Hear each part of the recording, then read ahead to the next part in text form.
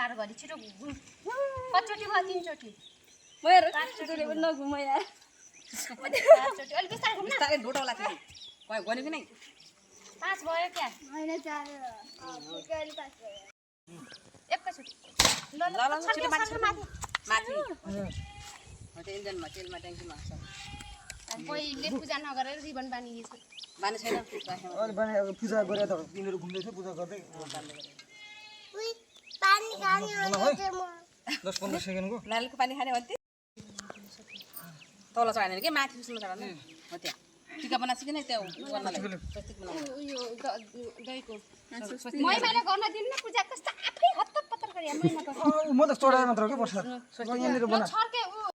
भन्दा नि पहिले स्वस्तिक बना स्वस्तिक बना सुस्ती चिन्ने यस्तो आउँछ कि नै पछाडि त आफ्नो हातमा न मैले पछाडि रातोको मात्र हो कि पहिलो नगर टिका भित्र छैन क्या पानी अलि हाल त त्यति यहाँ खोल्छ भने हल्का दहीले पनि छोप्नु न राम्रै तिमी गयो ल भयो तर सक्दैन गरमै आछ ट्याक्क कस्तो राम्रो देखिन्छ त स्वस्तिक बनाएको हेलमेटमा पनि लाइनु नफुटिन् टिका दादी हेलमेटमा लानु न टिका हेलमेट एउटा फोटो खिच दादी हेलमेटमा लानु न दादी बाइक साइडको आउने कुरा आउँछ यताबाट खिच दहीको अछुता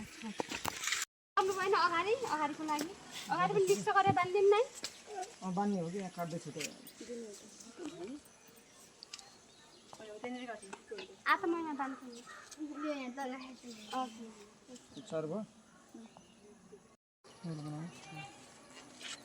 बाइकमा अलि टाढाबाट खिच्नु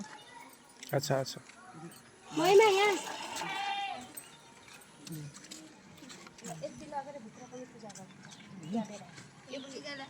ल फोटो खिचौँ गोले भाइ आज भोलिको त स्ट्यान्ड लाग्यो कि स्टार्ट हुने के स्ट्यान्ड लाग्यो स्टार्ट हुने पनि बुवालाई नबोलाएको कहाँ भित्र हुनुहुन्छ